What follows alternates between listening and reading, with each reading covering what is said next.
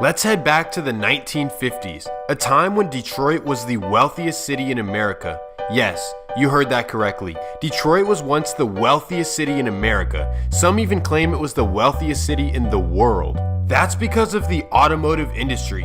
Ford, General Motors, and Chrysler were all headquartered in Detroit. These companies were thriving, and it opened up thousands of good jobs. Because of these opportunities, so many people began moving to Detroit. The number one place people moved from was the South, and the vast majority of them were African American. They found good jobs, bought homes, but things took a left turn.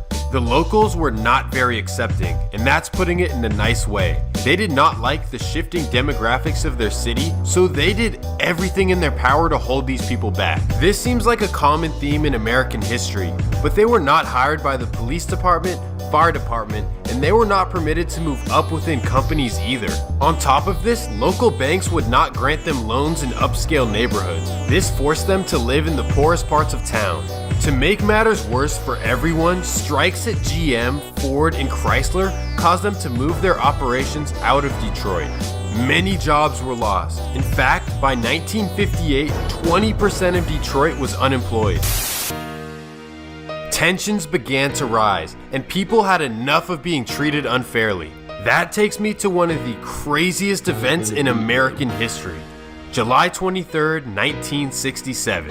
As Governor of the State of Michigan, I do hereby officially request the immediate deployment of federal troops into Michigan to assist state and local authorities in reestablishing law and order in the city of Detroit. I am joined in this request by Jerome P. Cavanaugh, Mayor of the city of Detroit.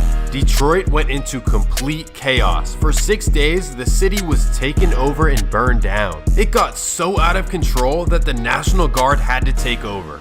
This historical event changed America forever. It was the biggest resistance there had ever been. Detroit in 1967 set the tone for the rest of the country to stand up for what they deserve.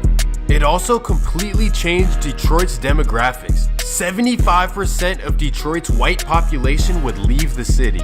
Many businesses would leave the city as well, and things would begin to completely fall apart. Detroit lost over half its population, leaving entire neighborhoods of abandoned houses. The government began collecting less and less tax money, so schools closed all over the city. Police were laid off, and emergency services were cut. This became a huge problem.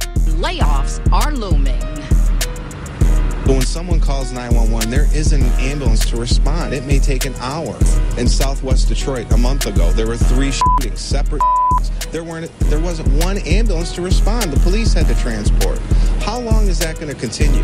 Why is that allowed? Why is that acceptable? And it doesn't cheat me, and it doesn't cheat the members of our association. It cheats the people in this city, the grandmothers, the parents, the fathers, the husbands, the wives, the kids. It's absolutely absurd. A lot of the things we take for granted in California, Detroit just didn't have.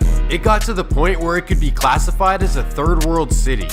Now, let's talk about crime, something Detroit is no stranger to. Let me compare them to other cities. In 2020, Detroit's homicide rate was 46 per 100,000. New York City's was 5.9. In Los Angeles, it was 8.7. And in Oakland, it was 25. Put that into perspective. Oakland is California's most dangerous city by far, and yet Detroit's homicide rate is nearly double. What the heck is going on in Detroit?